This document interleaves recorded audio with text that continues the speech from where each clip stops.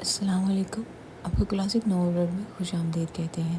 اب سب سے گزارش ہے کہ اگر آپ ہمارے چینل پر نئے ہیں تو ہمارے چینل کو سبسکرائب اور ویڈیو کو لائک کرنا مت بھولیے گا. تو بڑھتے ہیں آج کے ناول کے جانب.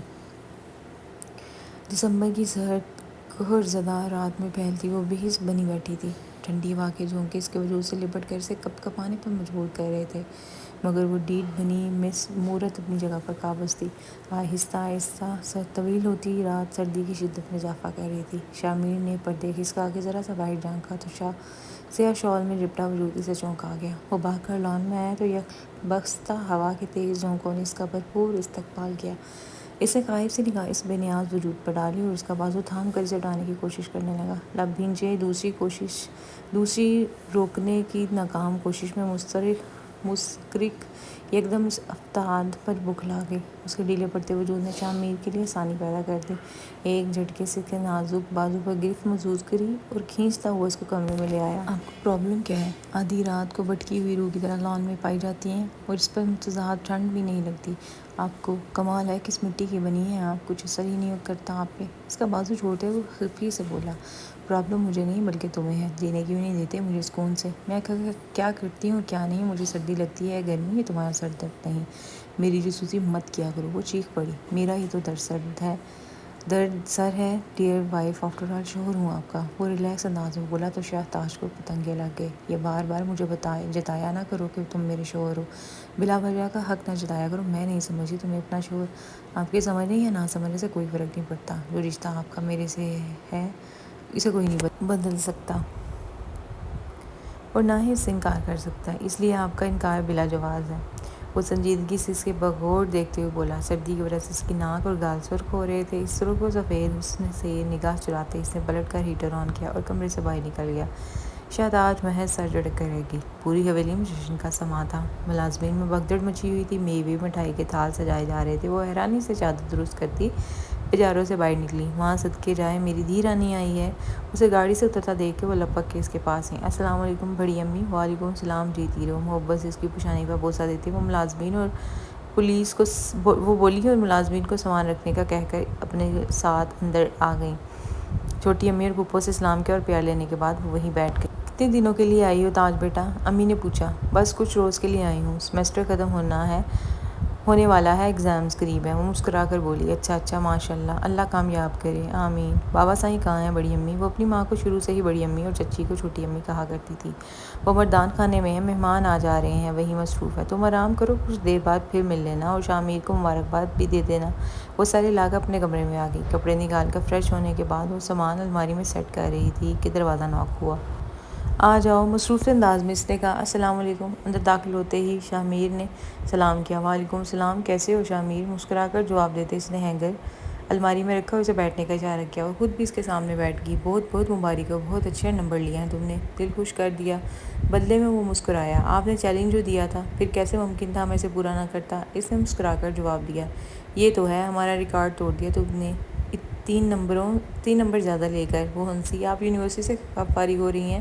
یہی تقریباً 1 سال بعد. سیمسٹر سٹارٹ ہے نیکسٹ منتھ سے. وہ بولی. تو اس کا مطلب پھر تو آپ رکیں گی نہیں؟ وہ مایوسی سے بولا. نہیں. کیوں، کوئی کام تھا کیا؟ نہیں کچھ خاص نہیں. اچھا میں چلتا ہوں اب. وہ اچانک اٹھ کھڑا ہوا. 1 منٹ رکو. وہ الماری میں سے کچھ گفٹ اٹھا لائی. یہ تمہارے لیے میں نے گفٹ لیا ہے. اوہ تھینک یو سو مچ. کیا ہے اس میں؟ اس نے اشتیاق سے کہا. کچھ بکس ہیں، تمہارا فیوریٹ پرفیوم بھی ہے. Thanks again. Mention not. بس اس ریکارڈ کو برقرار رکھنا ہے تم نے. 8ویں کا بورڈ اتنا ٹف نہیں، مگر 9th کلاس مشکل ضرور ہے. اس سے بھی ڈبل محنت کرنی ہے تم نے اور 90+ مارکس لینے ہیں. وہ اسے ہدایت دے رہی تھی. اوکے انشاءاللہ اب میں جاؤں. اس نے چالیں اجازت چاہی تو سرتاج نے سر ہلایا. وہ ایم فل کی اسٹوڈنٹ تھی. اپنی پڑھائی کی وجہ سے سالوں سے ہاسٹل میں قیام پذیر تھی. حویلی میں ہونے والی تقاریب اور تہوار وغیرہ میں بہت کم وقت کے لیے شرکت کرتی تھی. اب بھی بڑی اماں نے کال کر کے اسے شامیر کے رزلٹ کا بتایا تھا تو وہ مشکل 3 چھٹیاں لے کر آئی تھی. شام کو سو کر اٹھی تو ایک نئی اطلاع اس کی منتظر ہی تھی. اٹھ گئی تاج؟ بڑی امی نے کمرے میں آ کر پوچھا. جی. وہ بالوں کو جوڑے کی شکل میں سمیٹ رہی تھی. وہ دراصل تمہارے بابا سائیں بلا رہے ہیں. وہ ہچکچا کر بولی. بڑی امی سب ٹھیک تو ہے نا؟ پریشان کیوں ہیں؟ تمہارے بابا سائیں چاہتے ہیں کہ تمہاری واپس جانے سے پہلے تمہارا نکاح کر دیں. انہوں نے اٹک اٹک کر بتایا. شرتاج وطیرہ حیرت میں ڈوب گئی۔ نکاح لیکن کس کے ساتھ؟ وہ گفتگو کیفیت میں تھی۔ شاہ میر کے ساتھ۔ اس کے سماعتوں پر بم پھٹا۔ اسے لگا تھا کہ اس کے وجود کی دھجیاں بکھر گئیں۔ کافی دیر تک وہ بولنے کی قوت سے محروم ہی رہی تھی۔ یہ کیسے ممکن ہے؟ نہیں، ایسا نہیں ہو سکتا، ہرگز نہیں۔ وہ بچہ ہے، چھوٹا سا۔ بھائی سمجھا میں نے اسے ہمیشہ، میں اپنی زندگی میں اسے غلط فیصلے کی نظر نہیں ہونے دوں گی۔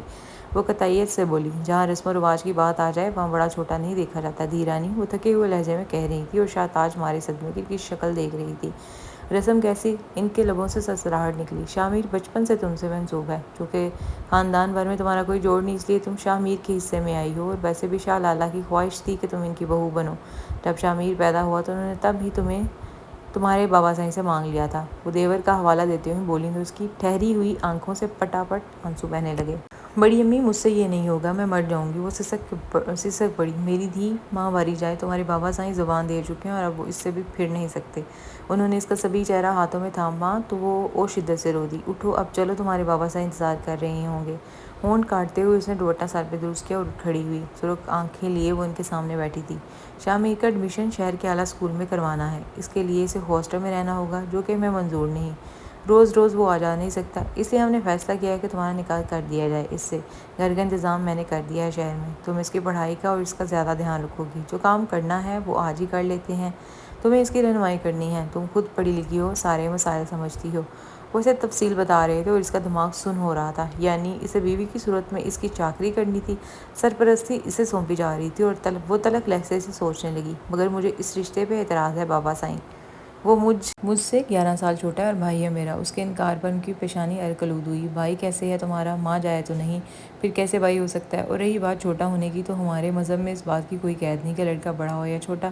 اگر اسلام کی بات کی جائے تو بابا صاحب، اسلام میں اس بات کی اجازت کب دیتا ہے کہ خاندان برادری میں ہی رشتے کیے جائیں، ذات پات کی کوئی قید نہیں۔ اگر ہم سید ہیں تو اعلیٰ حسب و نسل کی بنا پر خاندان میں رشتہ کر سکتے ہیں، اور اسلام میں تو یہ بھی ہے کہ لڑکی کی مرضی معلوم کی جائے، پھر ان باتوں کو پشے پشت کیوں ڈالا جا رہا ہے؟ تمہیں پڑھایا لکھایا ہے تمہاری منشا پر، مگر اس کا یہ مطلب ہرگز نہیں کہ تمہاری ہر بات کو مانا بھی جائے۔ جو فیصلہ میں کر چکا ہوں اسے انحراف میں برداشت نہیں کروں گا، تو سخت لہجے میں کہتے وہ رخ پھیر گئے۔ آنسوؤں کا گولا حلق میں اٹکائے وہ سر جھکائے کھڑی تھی۔ بیٹا، ہم سید ہیں، خاندان سے باہر شادی کرنا ہماری روایات میں شامل نہیں، ہماری آنے والی نسلوں کا سوال ہے، یہ ہم مجبور ہیں۔ اپنے بھائی سے کیا گیا وعدہ مجھے ہر حال میں نبھانا ہے۔ یہ کہاں کا انصاف ہے بابا؟ اپنی روایات اور وعدے کی پاسداری میں آپ اپنی بیٹی کی زندگی خراب کر دیں۔ وہ تڑپ کر بولی۔ شاہ تاج کمرے میں داخل ہوتے ہی بڑی امی نے پکارا، اسے لے جاؤ یہاں سے اور شام 4 بجے تیار کر دینا، نکاح ہے اس کا۔ وہ پیچھے ہوتے ہوئے بولے۔ زرینہ شاہ نے اس کے کندھوں پہ ہاتھ کا زور ڈالا اور باہر لے آئیں۔ بے جان قدموں اور گیلی آنکھوں سے وہ اپنا وجود گھسیٹنے لگی۔ معین شاہ اور مبین شاہ 2 بھائی ہی تھے۔ عدیقہ جہاں ان کی اکلوتی بہن تھی، جو کہ اپنے چچا زاد کے ساتھ بیاہی گئی تھی۔ معین شاہ کو اپنے چھوٹے بھائی مبین شاہ سے بے حد محبت تھی، اور عمر میں ان سے کئی سال بڑے تھے۔ والدین کی وفات کے بعد حویلی اور جائیداد کے سیاہ و سفید کے مالک وہی تھے۔ بھائیوں والا پیار اور باپ کی سی شفقت انہوں نے مبین شاہ کو دی تھی۔ معین شاہ کے 2 ہی بچے تھے، ثقلین شاہ اور شاہ تاج، جبکہ مبین شاہ کا ایک ہی بیٹا شاہ میر جسے معین شاہ بے حد پیار چاہتا تھا۔ وہ 8ویں جماعت کا طالب علم تھا۔ امتحان میں کامیابی کے بعد وہ اسے اب بہترین تعلیم کے لیے شہر بھیجنا چاہتے تھے۔ بچپن سے طے شدہ نسبت کے مطابق انہوں نے اب فیصلہ کر لیا تھا کہ ان دونوں کا نکاح کر دیا جائے، تاکہ انہیں شہر جا کر کوئی مسئلہ پیش نہ آئے، کیونکہ جب رہنا ساتھ ہے تو شرعی رشتے کے ساتھ کیوں نہیں؟ اٹھ جاؤ تاج، کپڑے بدلو، مولوی صاحب آنے والے ہیں۔ وہ اندھیرا کیے کمرے میں لیٹی تھی۔ بھابھی نے لائٹ آن کر کے اسے جگایا۔ سونا تو کیا تھا، وہ تو سوگ منا رہی تھی۔ کیا فائدہ ہے بھابھی ایسی ازدواجی زندگی کا؟ گھٹ گھٹ کر احساس کمتری اور محرومی میں جیا جائے۔ میرے دل میں شدت سے خواہش ابھر رہی ہے، کاش میں ایک سیدزادی نہ ہوتی، ایک عام سی لڑکی ہوتی۔ وہ سخت کبیدہ خاطر تھی اپنے حسب و نسب سے۔ تم دعا کرنا اللہ سے کہ وہ تمہاری زندگی کو قید و مشقت میں نہ بنائے، تم اپنی اگلی زندگی میں خوش و مطمئن رہو۔ تنزیہ مسکراہٹ بکھر گئی۔ بالکل ویسی زندگی جیسے آپ جی رہی ہیں، کیا فرق ہے آپ میں اور مجھ میں؟ آپ کو بھی سیدزادی ہونے کے جرم میں ثقلین بھائی کے ساتھ نتھی کر دیا گیا تھا، مجھے بھی اب کیا جا رہا ہے۔ ایک عمر رسیدہ بیوی کی کیا حیثیت ہوتی ہے، اس کا عملی مظاہرہ تو میری آنکھوں کے سامنے ہے۔ آپ 2 سال سے ان کا گریز، بے توجہی اور بے رخی جھیل رہی ہیں، اور ان کے التفات کو ترستی ہیں۔ تو میرے ساتھ بھی ہوگا سب کا مزاج اور فطرت ایک سی نہیں ہوتی. دنیا میں بہت سے ایسے لوگ ہیں جہاں بیوی عمر میں بڑی ہوتی ہے تو کیا وہ سارے جوڑے غیر مطمئن رہتے ہیں؟ اگر بیوی عمر میں چھوٹی بھی ہو تو کیا گارنٹی ہے کہ وہ اپنے شوہر کے ساتھ خوش ہے؟ یہ خوشی محبت اور طمانینت عمروں سے مشروط نہیں ہوتی، یہ قسمت سے ملتی ہیں. نصیب میں جو درج ہو وہ مل کے رہتا ہے. میری قسمت میں جو اللہ نے لکھا میں نے اسے فراخ دلی سے تسلیم کر لیا. یہ روایات ہم بدل نہیں سکتے اور نہ ہی بغاوت کر سکتے ہیں ان سے. اللہ نے چاہا تمہیں محبتوں سے لبریز زندگی ملے گی. میرا دل کہتا ہے شامیر کو تم سے محبت ہو جائے گی. اس کا مزاج مختلف ہے، مثبت سوچتا ہے ہمیشہ. اتنا دل پر مت لو، اس کے عمر کی تضاد کو بس دعا کرو. مگر اب وہ بھی بے یقین اور بدگمان تھی. تنفر سے سر جھٹکتی اس نے دوپٹہ اٹھایا، اٹھ کھڑی ہوئی اور پھر اچانک ہی اچھل پڑی. بھابھی شامیر سے پوچھا ہے کیا بابا صاحب نے؟ ظاہر ہے اس کی رضامندی کے بغیر کیسے ہو سکتا ہے؟ بس وہ ہی اس قابل ہے. میرا احتجاج تو کوئی اہمیت نہیں رکھتا. شرم تو نہیں آئی ہے اسے بھی؟ کیا عمر کیا ہے جو اس کی شادی کا چاو چڑھا ہے؟ وہ بہت سعادت مند اور نیک بچہ ہے. کبھی اس نے بابا صاحب کی بات نہیں ٹالی. ایک میں ہی بری ہوں. بڑبڑاتی ہوئی وہ واش روم کا دروازہ کھٹاک سے بند کر گئی. وہ بے حد خفا تھی بابا صاحب سے. بڑی امی نے بہت سمجھایا مگر وہ ہنوز منہ پھیلائے رہی. شہر واپسی پہ بھی وہ روٹھی روٹین سے ملی. گاڑی میں اس کے ساتھ شامیر بھی سوار تھا. گاڑی سٹارٹ ہو چکی تھی. غیر محسوس طریقے سے وہ اس کا جائزہ لے رہی تھی. ابھی صرف 14 سال کا تھا اور اس کے دایاں طرف بیٹھا اس کا شوہر تھا. یہ خیال اس کا دماغ خراب کر رہا تھا. میں اگر یہی سوچوں گی تو میرا کیا بنے گا؟ یہ کتنے سکون سے بیٹھا ہے. میں سوچ سوچ کر ہلکان ہو رہی ہوں. بھاڑ میں جائے سب میں بھی پورے روب سے رہوں گی. وہ اندر ہی اندر مستقبل کی پلاننگ کرنے لگی. وہ پھر ایسا ہی ہوا. وہ پورے دبدبے سے گھر میں رہتی تھی. اس کے کھانے پینے، سونے جاگنے، پڑھنے کی روٹین اسی نے ترتیب دی تھی جس پر وہ مؤدب ہو کر عمل پیرا تھا. ان کے بیچ جو تعلق قائم تھا اس کی زنجیر کبھی بیچ میں نہ آئی تھی اور نہ ہی کبھی شامیر نے ایسا ہونے دیا تھا. وہ کم عمر تھا مگر سمجھدار تھا. دن اسی طرح اپنی ڈگر پر رواں تھے. وہ بے حد محتاط ہو گئی تھی. اپنی آنے والی زندگی کا سوچ کر اس کے احساسات جم گئے تھے. اب بابا صاحب، بڑی امی، چھوٹی امی اکثر ملنے آ جاتی تھیں. اس کے انتہائی سنجیدہ رویے کو دیکھ کر بڑی امی نے سٹوک گئی تھی. اب ایسی بھی کوئی بوڑھی نہیں ہو تم زندگی کو خود پر تنگ کیا ہوا ہے. بڑھیا تو نہیں ہو تو جاؤں گی ایک دن. ساری زندگی اسی طرح تو نہیں رہنا. ابھی سے کیوں نہیں؟ وہ اس کا جواب سن کر وہ ششدر سی رہ گئیں. شامیر نے بہت اعلیٰ نمبروں سے میٹرک کلیئر کیا تھا. ضلع بھر میں دوم پوزیشن لے کر اس نے شاہ تاج کا بھی ریکارڈ توڑ دیا تھا. پہلی فرصت میں وہ لوگ روہیلی پہنچے. چھوٹی امی تو بلائیں لیتی نہ تھک رہی تھی. آخر کو دو رشتے تھے. کافی دیر بعد وہ ان کے پاس بیٹھنے کے بعد اس کے کمرے میں آئی تو بڑی امی نے آواز دے کر روک لیا. یہ کیا کر رہی ہو؟ کیا یہاں کہاں جا رہی ہو؟ اپنے کمرے میں. تو شامیر کے کمرے میں جاؤ. یہاں کیوں جا رہی ہو؟ کیا شامیر کے کمرے میں کیوں جاؤں؟ پلیز بڑی امی، مجھے اس کے نکاح میں دے دیا ہے آپ نے، بس یہی کافی ہے. مزید کچھ الٹے سیدھے کی توقع مجھ سے مت رکھیے گا.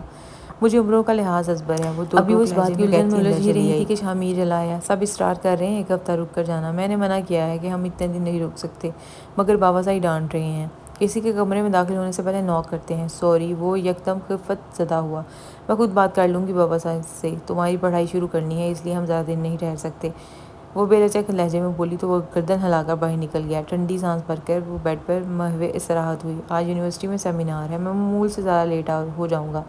جلدی ناشتہ کرتے ہوئے وہ بولا. آرام سے کھاؤ. اس نے اسے ٹوکا. اتنے میں اس کا فون بجنے لگا. ٹیشو سے ہاتھ صاف کر کے اس نے فون کان سے لگایا. ہیلو فروز، بس نکل رہا ہوں. اوکے، میں تمہیں پک کر لوں گا. تم تیار رہنا. اللہ حافظ. دوپہر کے کھانے پر میرا انتظار مت کیجیے گا. فرینڈز گیدرنگ ہے. افروز ہوں. ناشتے سے فارغ ہو کر اس نے بھابھی کے نمبر پر فون ملایا. ادھر ادھر کی بات کرنے کے بعد انہوں نے شامیر کا پوچھا تو اس نے اس کے جانے کا بتا دیا. تمہیں نظر رکھنا پڑے گی اس پر. جوان ہے، پھر خوبصورت بھی اور اوپر سے امیر بھی. یہ نہ ہو کہ انہوں نے جان بوجھ کر بات ادھوری چھوڑی. میری کوئی ذمہ داری نہیں ہے. وہ گھر سے باہر ہے. جس سے بھی ملے میں پابندی لگانے کی اہل نہیں ہوں. میرا کام گھر تک ہے. وہ جانے اور اس کا ہلکا احباب. وہ کیوں جانے؟ تم بیوی ہو اس کا. تمہارا حق ہے کہ تم دیکھو وہ کس سے ملتا ہے اور کیوں کر ملتا ہے. میں کیوں دیکھوں؟ وہ جسے چاہے مرضی ملے. رہی بات بیوی کی تو آج تک ساری ذمہ داری نبھائی ہے ایک اچھی خادمہ کی طرح. ہمارے ہاں بیوی کے لیے بھی یہی اصطلاح استعمال کی جاتی ہے. وہ تلخی سے بولی تو اس کے منہ سے ایک ٹھنڈی آہ نکلی. تم آج بھی اسی پوزیشن پر، اسی سوچ میں کھڑی ہو جس پر 8 سال پہلے کھڑی تھی. پوشاک سے گویا ہوئی. ظاہر ہے اس بچے کو لڑک پن سے جوانی کی طرف دھکیلتے ہوئے نہ سوچ بدل دی جا سکتی نہ پوزیشن. قصور تمہارا ہی ہے. تمہیں خود میں ہی دلچسپی نہیں. تم آج تک شامیر کو ایک ذمہ داری کی طرح نبھاتی آئی ہو. بیوی بن کر تم نے کبھی سوچا ہی نہیں. انہیں دکھ ہوا تھا. مجھے زبردستی کی بیوی بننے کا شوق نہیں. وہ تپی ہوئی تھی. بھابھی نے تھک ہار کے فون بند کر دیا اور اس کا دل اور بھی بوجھل ہو گیا. وہ اس وقت مغرب کی نماز کی تیاری کر رہی تھی جب گیٹ کے باہر زوردار ہارن بجا. ملازمہ نے بھاگ کر دروازہ کھولا تھا. بے حد تھکا ہارا وہ کمرے میں داخل ہوا. پیازی کلر کے دوپٹے کو سر کے گرد لپیٹتی وہ اس کے کمرے میں نوک کرتی چلی گئی. چائے لاؤں تمہارے لیے؟ نہیں موڈ نہیں, آپ پلیز ٹیبلٹ بھجوا دیں سر درد کی, میں کچھ دیر ریسٹ کروں گا. اوکے. وہ سارے علاقہ باہر نکلی. ملازموں کو ٹیبلٹ تھما کر وہ جانماز بجانے لگی. نماز سے فارغ ہو کر وہ ڈرائنگ روم میں بیٹھ کر کتاب پڑھ رہی تھی کہ فون کی بیل بج اٹھی. اس نے کوفت سے ذرا فاصلے پر در فون کو دیکھا اور کتاب کا صفحہ موڑ کر اٹھ کھڑی ہوئی. السلام علیکم. وعلیکم السلام. جی کون؟ مجھے شاہ میر سے بات کرنی ہے. دراصل اس کا سیل آف ہے. میں نے کئی بار ٹرائی کیا مگر پھر لینڈ لائن پر ملانا پڑا. شاہ میر تو اس وقت سو رہا ہے. آپ ہیں کون؟ اس نے تذبذب سے پوچھا. اچھا, جب وہ جاگ جائیں تو انہیں کہیے گا مجھے کال بیک کرے. میں افروز بات کر رہی ہوں. اس نے یہ کہہ کر کھٹاک سے فون رکھ دیا. او, اس نے سیٹی کے انداز میں ہونٹ سکڑے. افروز. وہ زیر لب نام دہراتی واپس آ بیٹھی. کتاب کھولی تو مگر ایک لفظ بھی نہ پڑا گیا. اس نے جھنجھلا کر کتاب میز پر پٹکی اور بائلان میں چکر کاٹنے لگی. یہ کیا ہو رہا ہے؟ سینے پر ہاتھ دھرے وہ اس کے مارچ پاسٹ کی طرف اشارہ کرتے ہوئے بولا. افروز کا فون آیا تھا, کال بیک کر لیجیے گا, اس کا حکم تھا. وہ اس کی بات کو یکسر انداز کرتی ہوئی بولی. وہ ہنسی ضبط کر گیا. اوہ ہاں, اس نے مجھے کہا تھا کہ گھر پہنچ کر اپنی طبیعت کا بتانا. مجھے یاد ہی نہیں رہا. اب ایک مگ مزیدار سی کافی پہنچا دے کمرے میں. کھانا نہیں کھایا تم نے؟ نہیں بالکل بھوک نہیں. کافی پلیز. اوکے. وہ کافی بنانے کچن میں چلی گئی. وہ 2 مگ کافی کے ٹرے میں رکھنے کے بعد وہ شاہ میر کے کمرے میں چلی آئی. اس نے ابھی بات کرنے کے لیے فون بند ہی کیا اور ہلکی سی گنگناہٹ اس کے لبوں پر تھی. کون ہے یہ لڑکی؟ اس نے صوفے پر بیٹھتے ہوئے پوچھا. رحیل ہے, میرا ایک دوست کی فرینڈ ہے. تو اس کی فرینڈ تمہیں کال کیوں کرتی ہے؟ ویسے ہی اگر کسی کا حال احوال پوچھ لیا جائے تو اس میں کیا برائی ہے؟ اچھی لڑکی ہے. وہ نارمل سے انداز میں بولا تو وہ چپ ہو گئی. اگلے روز وہ یونیورسٹی نہیں گیا تو وہ خود ہی آندم کی بلو جینز پر پرپل سلیو لیس کرتی پہنے بنا دوپٹے کے گولڈن بالوں کے ساتھ ڈارک لپسٹک لگائے کتنے سستاک سے وہ بنا نوک کیے اس کے کمرے میں گھس گئی. مائی گاڈ, تم یہاں ریلیکس کر رہے ہو اور تمہارا انتظار کرتی ہوں اب یہاں آ گئی. دھپ سے اس کے قریب بیڈ پہ بیٹھتے ہوئے بولی. وہ سیدھا ہو کر اٹھ بیٹھا. کتنی سستی پھیلائی ہے تم نے. اٹھو, فریش ہو. آج سر عبدالرزاق کا بہت اہم لیکچر ہے. تمہیں جو وہ ٹاپک دیں گے اس پر ریسرچ کرنی ہے. رحیل بتا رہا تھا. لیکچر تو 10 بجے ہے. ریلیکس ہو کر چلیں گے. کچھ لوگ ہی تم؟ اس نے پوچھا. وہ مزے سے بولی تو وہ اندر داخل ہوتی شاہ تاج بل کھا کر رہ گئی. Hello, who is she? Shah Mir. She is my cousin. وہ قطرے رک کے بولا. اوہ ہاؤ سویٹ, ویری پریٹی. وہ ناز سے اس کے طرف ہاتھ بڑھا کر چہکی جسے سرتاج نے چھو کر چھوڑ دیا. ناشتے میں کیا لیں گے آپ؟ وہ مرمتاً پوچھ رہی تھی, ورنہ دل تو چاہ رہا تھا کہ ہاتھ پکڑ کر باہر نکال دے. آج جو شاہ میر ناشتہ کرے گا میں بھی وہی کروں گی. میں تو ہیوی ناشتہ کرتا ہوں, تم پراٹھا کھا لو گی؟ اس نے استفسار کیا. کیوں نہیں, ایک دن تمہارے لیے اپنی ڈائٹنگ روٹین ڈسٹرب کرنے میں کیا حرج ہے. وہ کھلائی لفنگی. اس نے دانت پہ دانت جما کر اسے خطاب دیا اور کھٹاک سے چولہا آن کر دیا. پراٹھے بنا کر اس نے آملیٹ بنایا اور چائے کتلی میں ڈالنے لگی. تقریباً تھوڑی دیر ہی میں سارا ناشتہ سیٹ کر کے ٹیبل پر لگا دیا. روز کا جگ نکال کے اس نے باہر سے ناشتہ ریڈی ہے کی آواز دے ڈالی. غالباً 5 منٹ بعد دونوں باہر نکلے تھے. وہ جل کے خاکی ہو گئی. کیا کر رہی تھی یہ کمرے میں؟ باہر نہیں آ سکتی تھی؟ وہ دل میں بڑبڑا رہی تھی. زبردست, کیا خوشبو ہے.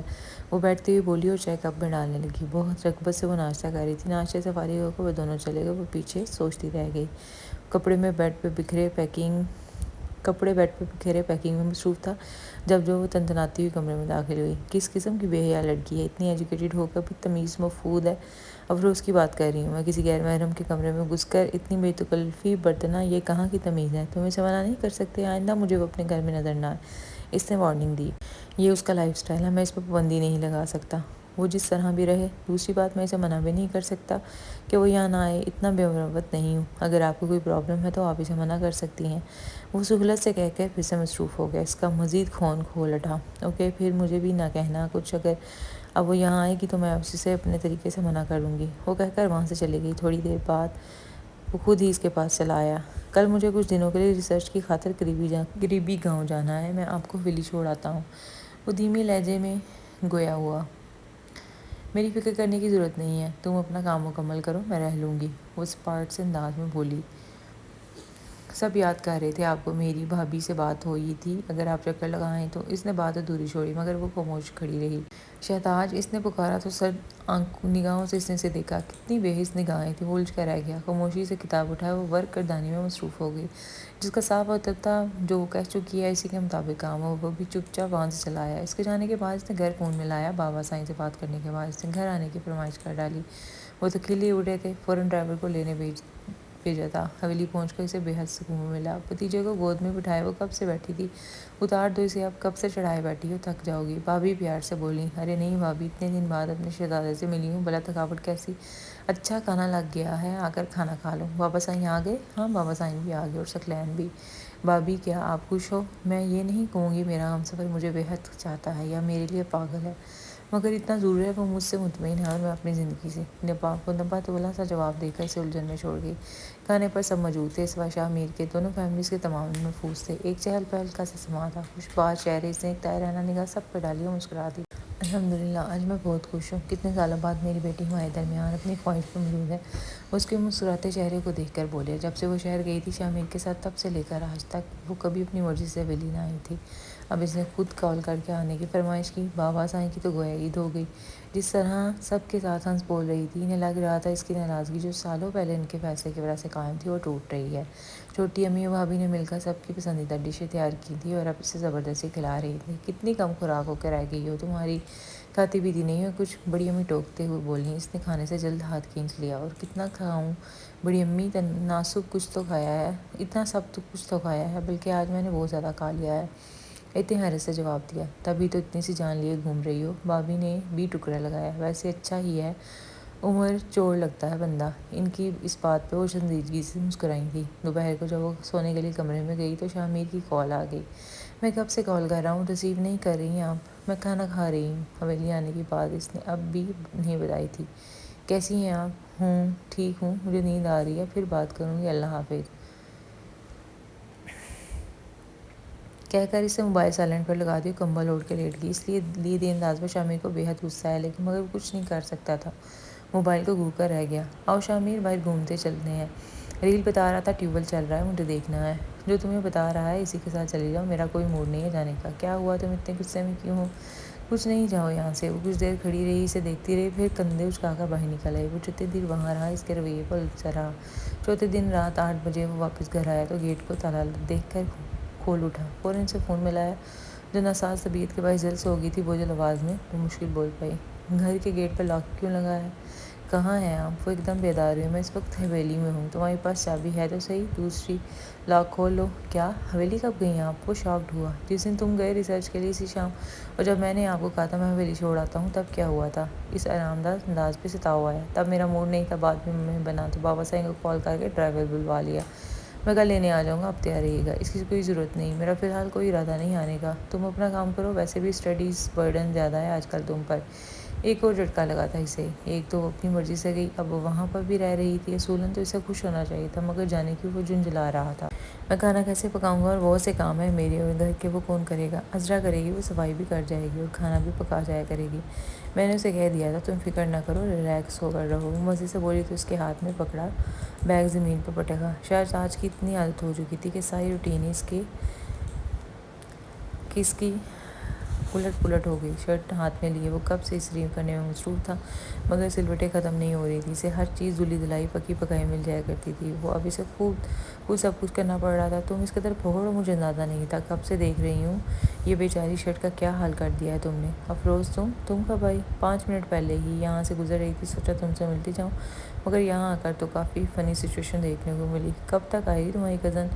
وہ شرٹ اس کے ہاتھ سے لے کر پریس کرنے لگی۔ وہ ٹھنڈی سانس بھر کر صوفے پر گر گیا۔ پتہ نہیں کب آئے گی، آج اسے گئے ہوئے 10واں دن تھا، مگر اس کے آنے کا کوئی اتا پتہ نہیں تھا۔ لو ہو گئی تمہاری شرٹ پریس؟ تھینکس۔ اس کا تھینکس آدھا منہ میں ہی رہ گیا۔ شرٹ تھامتے وہ سامنے کھڑی سرتاج کو دیکھ رہا تھا۔ براؤن گرم شال میں وہ بے حد خوبصورت لگ رہی تھی، اس کا چہرہ کھل اٹھا تھا اسے دیکھ کر۔ ہائے، افروز بولی۔ وعلیکم السلام۔ سپاٹ سا جواب دے کر اس نے ایک نظر دونوں کو باری باری دیکھا اور کمرے میں چلی گئی۔ وہ شرمندہ ہو کر رہ گئی تھی۔ تمہاری کزن اتنی روڈ کیوں ہے، وہ اسے پوچھ رہی تھی۔ وہ روڈ نہیں ہے، بس سنجیدہ ہے۔ اوکے، میں چلتی ہوں، صبح یونیورسٹی میں ملاقات ہوگی۔ اوکے، اور وہ چلی گئی تو شاہ میر نے شرٹ ہینگ کی اور سیدھا اس کے کمرے میں چلا آیا۔ کھڑکی کھولے وہ بھائی لان کو دیکھنے میں مگن تھی۔ دوسروں کی کمپنی میں رہ کر تم اخلاقیات بھولتے جا رہے ہو، وہ بوڑھے طنز کرتے ہوئے بولی۔ وہ جو دروازہ ناک کر کے نہیں آیا تھا، اس بات پر اس نے معذرت بھی کی۔ وہ سوچ رہا تھا کہ فیروز کو دیکھ کر جائے، وہ کیا کہے گی، مگر وہ یوں چپ چاپ چلی آئی، اسے یہ بات کھٹک رہی تھی۔ تم سوچ رہے ہوگے میں نے اسے کچھ کیوں نہیں کہا، جہاں الفاظ بے معنی ہو وہاں ان کا ضیاع نہیں کرنا چاہیے۔ میں نے فیصلہ کر لیا ہے، تم مجھے لمٹ اوور اور لمٹ اور ٹائم اور لمٹ بتا دو، میں تمہارے لیے اسٹینڈ لوں گی، میں خود بات کروں گی بابا سائیں سے، تمہیں کتنا وقت چاہیے تب تک میں کنونس کر لوں گی سب کو۔ کیا بات کریں گی آپ بابا سائیں سے؟ وہی جو تم چاہتے ہو۔ اور میں کیا چاہتا ہوں؟ انداز والیہ تھا، تم افروز کو، افروز تمہیں، میں تم دونوں کی شادی کی بات کر رہی ہوں۔ دماغ خراب ہو گیا آپ کا؟ خود ساختہ مفروضے اپنے پاس رکھیں آپ، خود ساختہ نہیں ایسی، یہ سب سمجھتی ہوں میں۔ اور اس کا بار بار یہاں آنا اور جو تمہاری طرف متوجہ ہونا، یہ چوہے بلی کا کھیل ڈراپ کرو، تو میں تم لوگوں کا ساتھ دینے کے لیے تیار ہوں۔ ہاں وہ سمجھ آ رہے ہیں آپ، تب ہی آپ کو صرف افروز دکھائی دیتی ہے، مگر خیر یہ بتائیں اپنے لیے تو آپ اسٹینڈ نہیں لے سکی، میرے لیے کیسے لیں گی؟ روایات بدلی تو نہیں وہی ہیں، پھر سعیدوں کی نسل کیسے خراب کرنے کی سوچ سکتی ہیں آپ؟ تب بات اور تھی، اب بات اور ہے، میں یہ سب کیسے کرتی؟ اور یہ مجھ پہ چھوڑو، میں نہیں چاہتی جیسے میری زندگی خراب ہوئی ہے ویسے تمہاری بھی ہو۔ اس فرسودہ رسم کی وجہ سے اپنے جذبات و خواہشاتوں کو رون چکی ہیں، مگر اس مشکل سے نکلنا چاہتی ہوں، جو تمہاری خواہش ہے میں اسے پورا کروں گی، افروز کو تمہاری زندگی میں لا کے رہوں گی۔ وہ ڈکے چپے انداز میں اسے سمجھانے کی کوشش کر رہی تھی، وہ گہری مسکراتی نظروں سے دیکھ رہا تھا۔ اس نے جو ہی اس کی طرف پلکیں دیکھنے کے لیے پلکیں اٹھائیں، گڑبڑا کر وہیں واپس جھکا لی۔ اس کی نظریں عجیب تاثر دے رہی تھیں، مگر میرا ارادہ نہیں ہے سعیدوں کی نسل خراب کرنے کا، میں چاہتا ہوں میری نسل کم از کم ایک صحیح سے ہی چلے، آگے کا دیکھا جائے گا، اپنے بچوں کے لیے مل کر یہ روایت توڑ دیں گے۔ یہ کیا رٹ لگائی ہے نسل خراب کی؟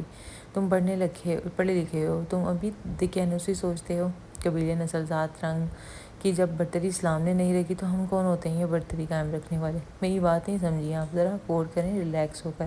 وہ یوں ہی مسکراتا باہر نکل گیا، اور جب اس نے اس کی بات پر دھیان دیا تو سارا خون چہرے پر سمٹ آیا۔ کیا بدتمیزی ہے یہ، کیا بکواس کی ہے تم نے؟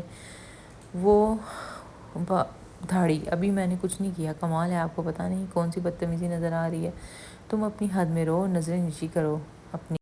نظریں نیچی کر لوں گا تو آپ کو دیکھوں گا کیسے؟ وہ معصومیت سے گویا ہے، اس نے جھٹکے سے دیکھا، یہ وہی شامل تھا، اس کی ہر بات نہیں ماننے والا۔ اس نے کبھی اس رشتے کا احساس نہیں دلایا، مگر آج وہ سرتفا بدلا ہوا لگ رہا تھا۔ تمہیں اندازہ ہے تم کس قسم کی گفتگو کر رہے ہو، وہ بھی مجھ سے؟ ہاں بالکل اندازہ ہے، اور مکمل ہوش و خرد میں موجود ہوں۔ اس نے قدم اٹھا کر اس کے درمیان فاصلہ کم کرنا چاہا۔ وہ مزید پیچھے ہٹی۔ میں نہیں چاہتا اپنا آپ حیا کرنا، مگر آپ کی اس بات اور رویے نے مجھے مجبور کر دیا کہ ایسا انداز اپناؤں۔ افروز کون ہے جانتی ہیں آپ؟ صرف کلاس فیلو ہے، میری سے کوئی زیادہ اس کی وقت نہیں، جس کی اہمیت میری زندگی میں سب سے زیادہ ہے، وہ اس وقت میری نظروں کے عین سامنے کھڑی مجھے غصے سے گھور رہی ہے۔ وہ مزے سے بولا تو اس کے ہاتھ پاؤں ٹھنڈے ہو گئے، عجیب احساس سے کمتری نے سر ابارا تھا۔ وہ ٹوٹے دل کے ساتھ وہاں سے چلی گئی، پھر ساری رات بے تحاشا روتے ہوئے گزاری۔ وہ ایسا نہیں چاہتی تھی، ہرگز نہیں چاہتی تھی، مگر دل و دماغ میں عجیب احساس گرے ہوئے تھے۔ ایک واضح فرق حائل تھا دونوں کے بیچ، اس فرق کو وہ خوبی محسوس کر رہی تھی۔ اس کی سوئی 22 اور 32 کے بیچ گھوم رہی تھی۔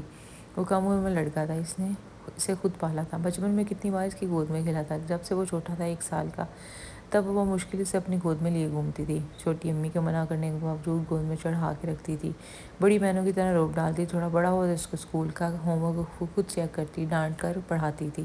کتنا مشکل تھا پہلے اسے باعث شور کے روپ میں دیکھنا۔ 8 سال پہلے وہ اس کرب سے گزری، آج جب وہ زندگی کو ایک خاص نقطے پر مرکوز کر چکی تھی تو وہ اپنا حق مانگنے چلا آیا۔ اس نے سوچ لیا وہ اس بات پر سمجھوتہ نہیں کرے گی، اسے اس حق سے بری ہی رکھے گی۔ یہ تو وہم و گمان میں بھی نہ تھا، یوں اس کے سامنے تن جائے گا۔ اس نے اس رشتے کو کبھی محسوس ہی نہیں کیا، نہ محسوس ہونے دیا، تو پھر وہ کیوں ایسا کر رہا تھا؟ اس کا سر درد سے پھٹ رہا تھا، سوچوں سے ایسے شدید اثر ڈالا کہ وہ صبح اٹھنے کے قابل بھی نہ رہی۔ شدید سر درد کی وجہ سے بخار نے آن گھیرا اسے، کچن میں جھانکا تو وہ وہاں بھی موجود نہیں تھی۔ 7 بج چکے تھے، وہ ناشتے کی کوئی آثار نہیں تھی۔ وہ سیدھے اس کے کمرے میں چلا آیا۔ کیا بات ہے، آج بھوک ہڑتال تو نہیں؟ 7 بج گئے ہیں، مجھے یونیورسٹی جانا ہے۔ مگر وہ ٹس سے مس نہ ہوئی، اس نے پکارا مگر جواب ندار۔ وہ پاس آیا اور آنکھیں موندے لیٹی تھی، اس نے ہاتھ بڑھا کے جو ہی گال تھپتھپایا، ایک گرم سا شعلہ چھوٹ گیا۔ اف اللہ، اتنا تیز بخار! وہ بکھلا گیا، اتنی صبح تو کوئی کلینک بھی نہیں کھلا ہوگا۔ وہ بھاگ کر ٹھنڈے پانی کا بول بھر لایا، مگر پٹیاں کیسے کرے؟ پھر کچھ یاد آنے پر اس نے الماری سے اپنا رومال نکالا، اس پانی میں ڈبو کر پٹیاں کرنے لگا۔ اس کی محنت رنگ لائی اور وہ نیم بے ہوشی میں آنے لگی۔ ٹرے ہاتھ میں لیے جب وہ داخل ہوا تو وہ بیدار ہو چکی تھی۔ لو یہ ناشتہ کر لو، ٹیبلٹ لے لینا۔ وہ سلائس اٹھا کر اس پر جائم لگانے لگا، ایک نظر اسے دیکھا، پھر گھڑی کو دیکھا۔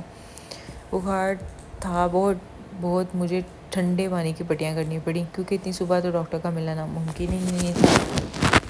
اب ناشتہ کر کے دوا لے لیں، پھر تھوڑی دیر بعد ڈاکٹر کے پاس چلتے ہیں۔ اس نے اٹھنے کی کوشش کی تو شاملین نے اس کے دونوں بازو تھام کے سیدھا کرنا چاہا، مگر اس نے بری طرح جھٹک دیے۔ ڈونٹ ٹچ می اگین، ناشتہ کرو۔ وہ اس نے جوس کا گلاس کی طرف بڑھایا، مگر وہ رخ پھیر گئی۔ نہ تو مجھے ناشتہ کرنا ہے، نہ ہی کوئی ٹیبلٹ لینی ہے، میری فکر میں گھلنے کی ضرورت نہیں تمہیں، اچھا؟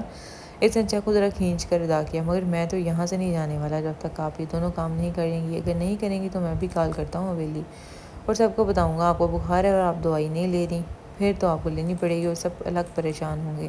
چلیں کریں اب ناشتہ۔ اس نے پچو تاپ کھاتے ہوئے دودھ کا گلاس تھاما اور چند لقمے زہر مار کرتے گولی کھائی اور ایک جھٹکے سے کمبل کھینچ کر خود پر تان لیا۔ شاہ میر کے لبوں پہ مسکراہٹ رینگ گئی۔ اس نے یونیورسٹی جانے کا ارادہ طے کیا اور کپڑے چینج کر کے اپنے لیے ناشتہ بنانے لگا۔ 9 بجے کے قریب وہ ڈاکٹر کو گھر پر ہی لے آیا۔ کچھ میڈیسن اور ریسٹ کا کہہ کر وہ چلے گئے تو شاہ میر اس کے پاس آ کر بولا، ڈاکٹر ذہنی ٹینشن کا بتا رہے تھے، جسمانی آرام سے زیادہ ذہن کو پرسکون کرنے کی ضرورت ہے۔ جب تک تم میری نظروں کے سامنے رہو گے کم از کم میں پرسکون نہیں ہو سکتی۔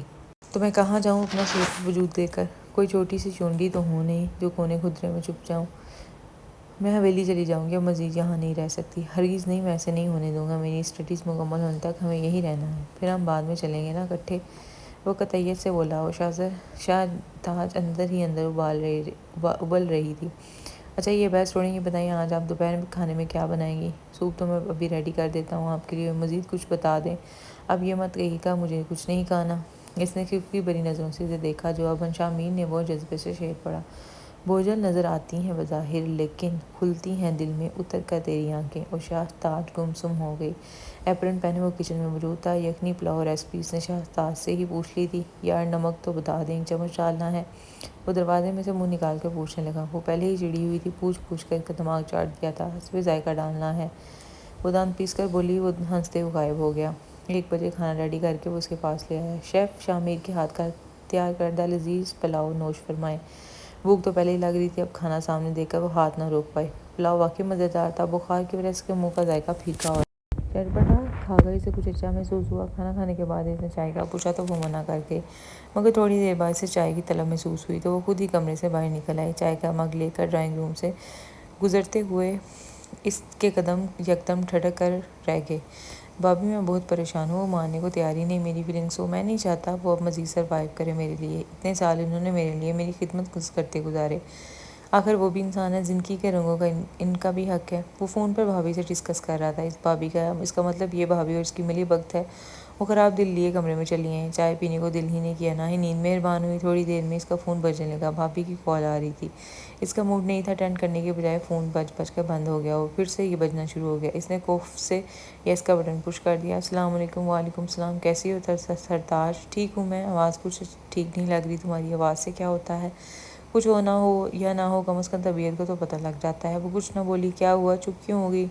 سوچ رہی ہوں بھروسہ ٹوٹنے کے تکلیف کا علم کیا ہوتا ہے۔ کیا مطلب، کیا کہنا چاہ رہی ہو تم؟ کچھ نہیں۔ شہریز کیسا ہے؟ اسے کہنا پھپھو بہت یاد کرتی ہیں تمہیں۔ شہریز ٹھیک ہے، تم جو کہہ رہی تھی اس کا مطلب کیا ہے؟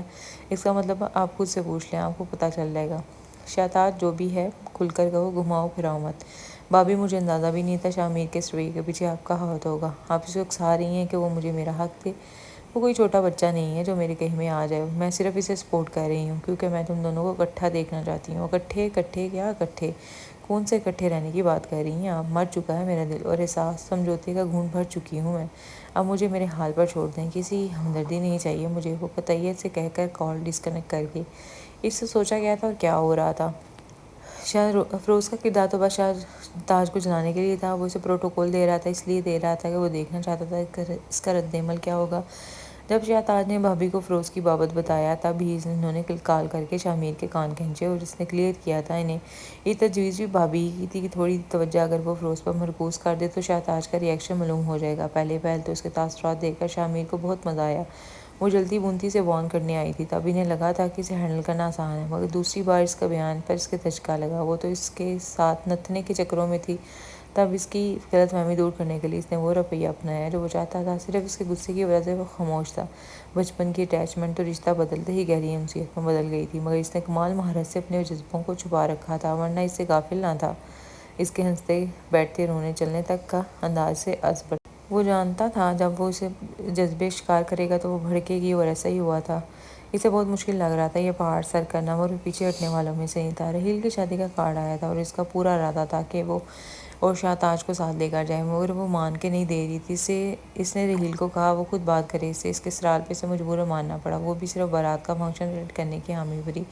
ٹی پنک کلر کی لانگ فراک پہنے جوڑا اسٹائل میں بنائے وہ بے انتہا ڈیسنٹ اور خوبصورت لگ رہی تھی. ہلکی سی میچنگ لپسٹک اسے نظر لگ جانے کی حد تک خوبصورت بنا رہی تھی. دوپٹہ سر پر لیے اس نے روایتی شال کندھوں پر ڈال لی تھی. شربتی آنکھیں بنا کسی سنگار کے ہی غضب ڈھا رہی تھیں. پھر بھی اس نے کاجل اٹھا کر ایک گہری لکیر آنکھوں میں سجا لی. ایش گرے 3 پیس سوٹ میں لمبے سراپے کے ساتھ وہ ڈیشنگ کی اصطلاح پر پورا اتر رہا تھا. اس نے بلانے کے لیے جوں ہی دروازہ کھولا وہ آگے ایک قدم بھی نہ بڑھا پایا. یکٹک اسے تکنے کے بعد پورا دروازہ کھولنا بھی بھول گیا. موبائل ہاتھ میں لیے وہ جوں ہی سیدھی ہوئی تو ٹھٹکی باندھ کر اسے گھورتے شامیر پر نظر گئی. اس کے ماتھے پر بال پڑ گئے. گھورنا بند کرو, اپنی لمٹس یاد رکھا کرو. میں اپنی لمٹس میں ہی ہوں ورنہ میرے حق کا 1% بھی برداشت نہ کر سکیں. رستے سے ہٹو, جانے کی تیاری کرو. ٹھہر جائیں کچھ دیر, ابھی کچھ ٹائم باقی ہے. وہ ہنوسی سے انداز میں گویا ہوا. نظریں اس کے طواف میں مصروف تھیں. وہ اندر ہی اندر سمٹ رہی تھی مگر باہر سے ایسا کچھ ظاہر نہیں کرنا چاہتی تھی. اسی سرد انداز میں اس کے سامنے آن کھڑی. تمہیں ٹھہرنا ہے تو ٹھہرو, مگر مجھے رستہ تو بھر جانا ہے. اوہوں, اکٹھے چلیں گے نا, صرف چند منٹ. التجائی الفاظ. اگر ڈسٹرب کرو گے تو کہیں بھی نہیں جاؤں گی. بہت ضدی ہیں آپ, کبھی میری بھی مان لیا کریں. میں صرف صحیح بات مانتی ہوں, غلط باتوں کو ماننا میری عادت نہیں. Okay okay. وہ فوراً سنجیدہ ہوا اور نرمی سے سارا معاملہ نپٹانا چاہتا تھا. اسے خاموشی اختیار کر گیا. برسوں کا غبار تھا, آہستہ آہستہ دھلے گا. چابیاں اٹھا کر وہ باہر آیا تو وہ فرنٹ سیٹ پر موجود دیکھ کر مسکراہٹ لبوں پر در آئی. اس نے گاڑی سٹارٹ کی. وہ اس کی لاتلکی کو نظر بھر کے دیکھا. گردن موڑے وہ بے پرواہی کی حد پہ تھی. اس نے میوزک آن کیا. گلابی آنکھیں جو تیری دیکھیں, یہ کیا بے ہودگی ہے. اس نے جھٹکے سے میوزک آف کیا. اس میں بے ہودگی کیا ہے, گانا ہی تو ہے. تمہیں اچھے سے یہ بات ازبر ہے کہ مجھے نہیں پسند یہ حرکتیں, مگر پھر بھی جان بوجھ کر وہی کرتے ہو. اف, وہ غصے سے بس اتنا ہی بول پایا. پہنچ کر سب سے پہلے ٹکراؤ افروز سے ہوا. شامیر کو دیکھ کر اس نے جس وافدگی کا مظاہرہ کیا, شہتاج بس دیکھتی رہ گئی. وہ اس کی ایک ایک ادا نوٹ کر رہی تھی. ہیلو ہائی کر کے وہ کارنر پر سجی کرسیوں پر آ کر بیٹھ گئی. وہاں شامیر کے کلاس فیلوز اور فرینڈز آئے تھے. میل فیمیل مکس گیدرنگ دیکھ کر وہ الجھ رہی تھی. لڑکیوں کی ڈریسنگ اور حرکتیں کچھ زیادہ ہی بے باک تھیں. یہ پڑھی لکھی لڑکیاں تھیں. وہ دل ہی دل میں طنز کر رہی تھی. تعلیم تہذیب سکھاتی ہے, مگر یہاں تو ادب و آداب بھی مفقود ہیں. تھوڑی دیر بعد شامیر فرینڈز کے ساتھ ادھر ہی چلا آیا. اس نے تاج کا ان سے تعارف کروایا. وہ کھڑی ہو کر لڑکیوں سے ملی تھی. ان سب کی نظروں میں اس کے لیے ستائش تھی. آپ کیا کرتی ہیں؟ اسٹڈیز وغیرہ کچھ. میں نے ایم فل کیا اور اب یہ ہاؤس وائف ہے. شامیر نے اس کا جملہ بیچ میں چوک لیا. کیا یہ میریڈیں لگتی تو نہیں ہیں؟ شوہر کہاں ہوتے ہیں آپ کے؟ شوہر یہیں پائے جاتے ہیں ان کے. اس نے پاس کھڑی شہتاج کو ایک بازو کے حصار میں لے کر خود سے لگایا. اتنی قربت پر وہ سلگ کر رہ گئی, جبکہ شامیر کے ہونٹوں پہ دل آویز مسکان سج گئی. وہ اسے سار میں ذرا کسمس آئی. ارے واہ یار, کیا کپل ہے, کمال ہے. بہت بڑا گھننا میسنا ہے تو اور کیا حد ہے. اتنی خوبصورت وائف بغل میں دبائی گھوم رہے ہو. مصروف اور مجال ہے جو کبھی بھنک بھی لگنے لی ہو. اس کے دوست جس جملے کس رہے تھے وہ خوشی کا اظہار کر رہے تھے. افروز وہ ایسے کھڑی تھی جیسے کلاس میں نالائق بچے کی اسٹوڈنٹ کے ہاتھوں عزت افزائی ہونے کے بعد ہوتی ہے. کوئی محسوس کرے نہ کرے, مگر شہتاج نے ضرور کیا تھا. اس کے چہرے کے تار چڑھا وہ وہاں رکی نہیں, چلی گئی تھی. وہ سب رحیل کو بتانے گئے. اس کی بات پر یہ بے حد شاکنگ نیوز تھی. وہ تو سن کے گویا سکتے میں ہی آ گیا. یعنی شہتاج بھابھی ہے ہماری؟ قسم سے یار, یہ تو میرے دل کی بات ہو گئی. تمہارا کپل مجھے روز اول سے بہت پسند. یا ٹریٹ تو بنتی ہے زبردستی, وہ بھی بھابھی کے ہاتھ کے مزیدار سلنچ کی. اس نے سب کی تائید کی تھی. وہ اندر ہی اندر خائف ہو رہی تھی. سب وی آئی پی پروٹوکول دے رہے تھے. چھیڑ چھاڑ, ہنسی شرارت, کب وقت گزرا پتہ ہی نہیں چلا. رحیل کی بہنوں نے اس کی اچھی خاصی بات چیت ہوئی. واپسی پر گاڑی میں بیٹھتی وہ پھٹ پڑی. میرے منع کرنے کے باوجود تم نے وہی کیا جو تمہارا دل کیا.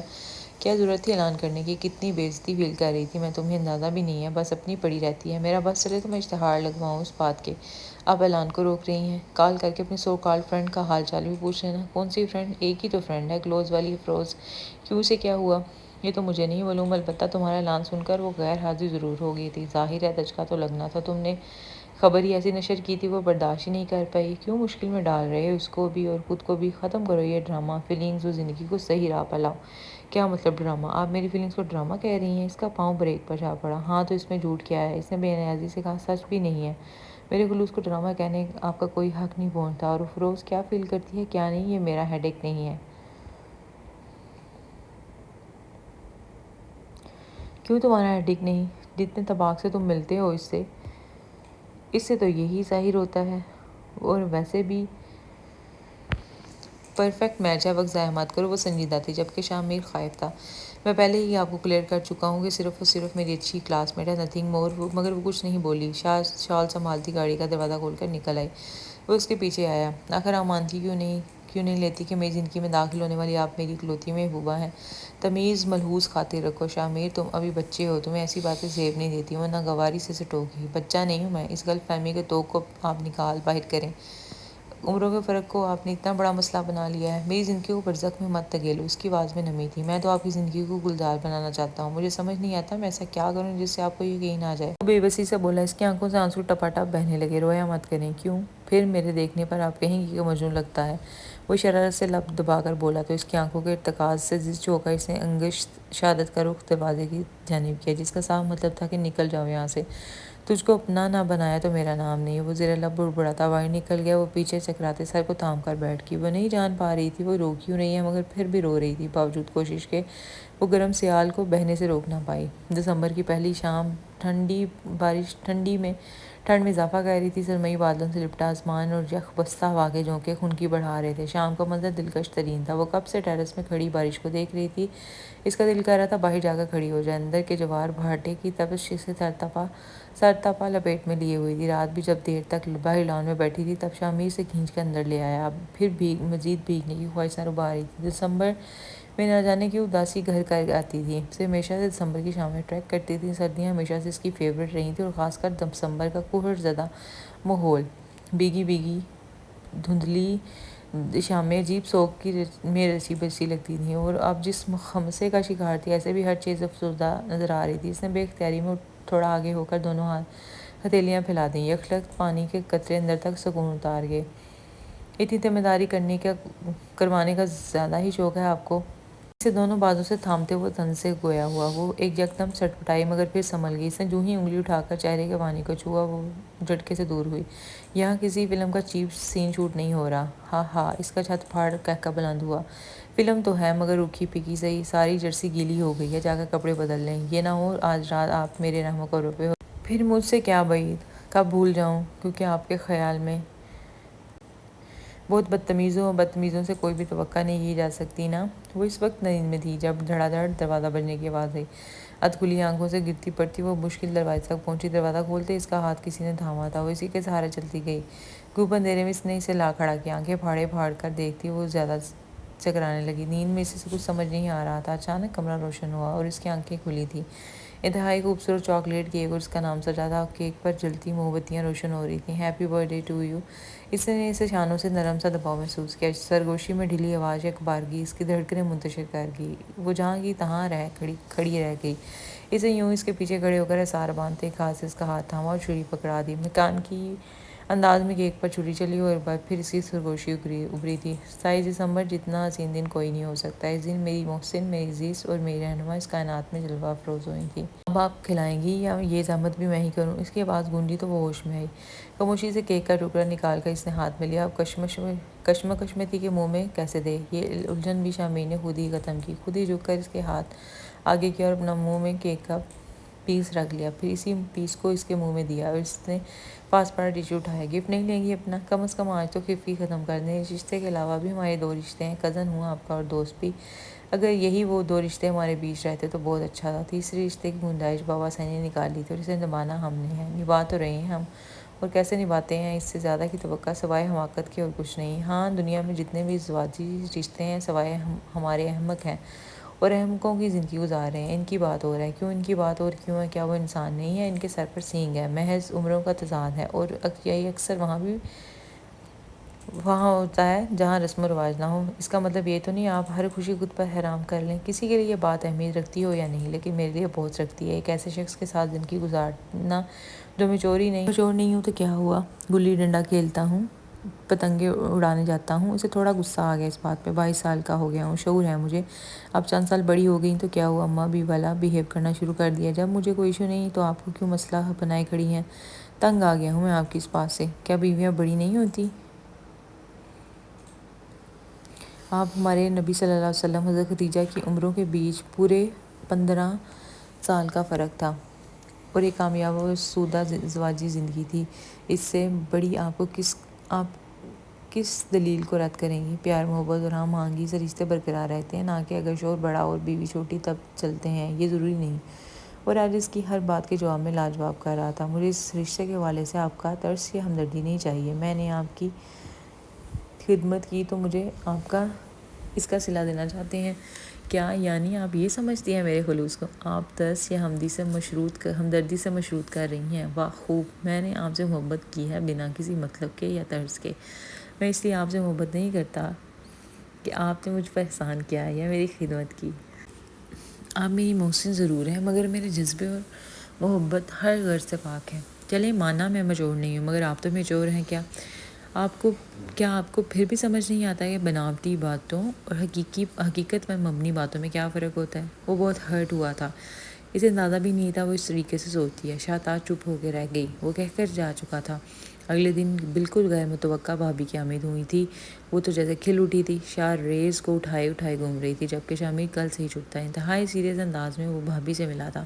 رات کے کھانے سے فراغت کے بعد انہوں نے اسے گھیر لیا۔ یہ کیا ہو رہا ہے تم دونوں کے بیچ؟ مشرق و مغرب بنے ہوئے ہو تم دونوں۔